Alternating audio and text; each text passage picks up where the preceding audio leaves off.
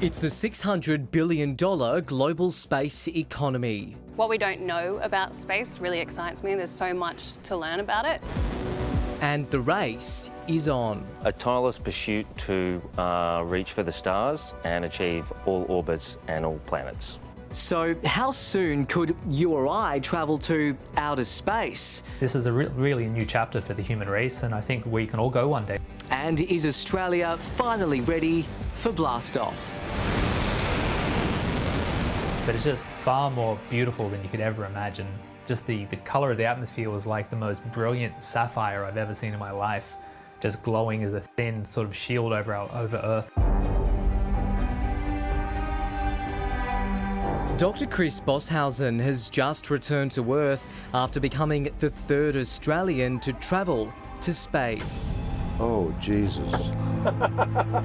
Part of a four-person mission aboard Jeff Bezos' Blue Origin capsule alongside Hollywood's own space star William Shatner. We got up in about 4 minutes. The rocket turns off and separates from the capsule, and then we fly up, I think, another minute or two to reach the max peak of the parabola we're flying on. So yeah, the whole trip up and down is about 12 minutes. For decades, you could say Australia's been lost in space with a fledgling local industry.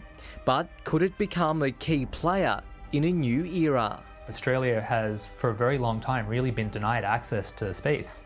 And with these new reusable rockets and, frankly, civilian space travel created by citizens starting their own companies to do this, I think it's open to us now. We're looking to take Queensland and Australia to space by 2022. Queensland brothers James and Adam Gilmore have big dreams. We want to launch by June, July next year. They're pioneers who realised the potential of space travel well before governments here took serious notice. And there was nobody doing it when we started. We didn't have a space agency. The Defence Force wasn't interested in space. A lot of people thought we were crazy. So was born Gold Coast-based Gilmore Space Technologies, which is preparing to launch its newest rocket, Eris, into the low Earth orbit mid-next year, an Australian first.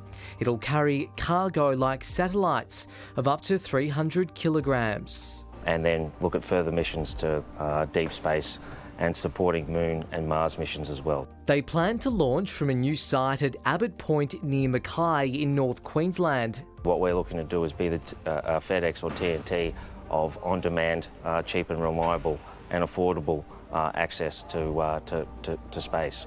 They're focusing on hybrid rockets, which are significantly cheaper than conventionally powered ones. It's become a real industry in Australia in the last 3 years. The government is starting to take a lot of notice of the industry and see the potential. And I think, the next 5 years is going to be really exciting for space in Australia.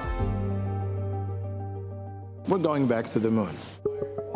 In a rundown factory in suburban Melbourne, 4 university mates are shooting for the stars and beyond, turning science fiction into what could be a groundbreaking reality. Start from a chat at the cafeteria. It starts itching inside you. You can't let it go. And then you keep at it and voila. Ahmed Mahil tells us this 3D printer is a miniature version of what they want to send to the moon. It would build living quarters and base camps for astronauts. It's a robotic transformer that transforms from one size, 4x3, to 12x9 meters. And that will make it small enough to fit within a space probe or shuttle to be transported to the moon. There's no water on the moon, meaning traditional concrete can't be used to build structures. So the team from Luton is testing a mixture of elements found in moon soil, which would be mixed in outer space to create a material similar to cement. This gives you the freedom of design to build, complex structures, complex shapes. The printer can be remotely controlled, and in today's simulation, it's being done from Kentucky in the US. The technology's already attracted international interest. It's excitement and anticipation. I think by 2030, we can have this printer on the moon. In 1967, Australia became the third to launch a satellite into orbit, with Woomera in outback South Australia becoming a hub of early space activity. Half a century on, Australia was one of 2 countries in the OECD to not have a space agency, falling well behind in the global race.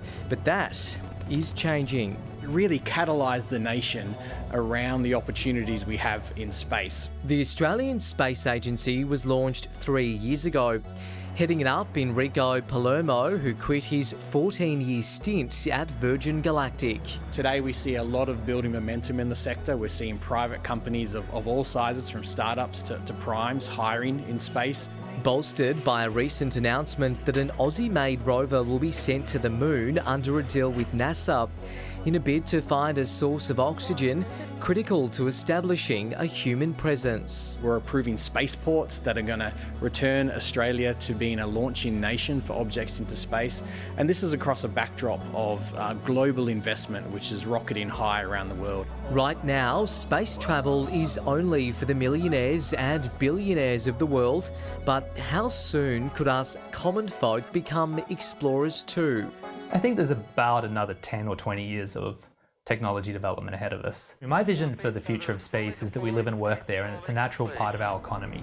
So it's not just tourism, it's actually building manufacturing in orbit, it's exploring and mining and getting resources from space so we don't have to dig up the Earth. Not everyone, though, is on board with space travel, including Prince William, who took this swipe. We need some of the world's greatest brains and minds fixed on trying to repair this planet, not trying to find the next place to go and live. When we spend money on space programs, we are spending money on planet Earth, because the design, the engineering, the job creations is here on Earth.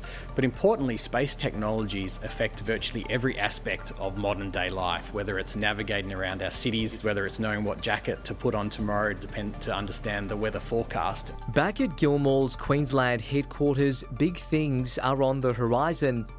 They're preparing to double their workforce to 200 by the end of next year. I'd hope that in the next few decades, Australia will be able to launch a mission and control a mission ourselves.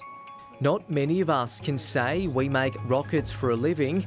Kristen Stewart is doing just that. I'm a propulsion test engineer, so I get to take the articles that our designers come up with and bring them out to the test site and fly them. Space, the final frontier. Space is no longer the final frontier, it is only just the beginning.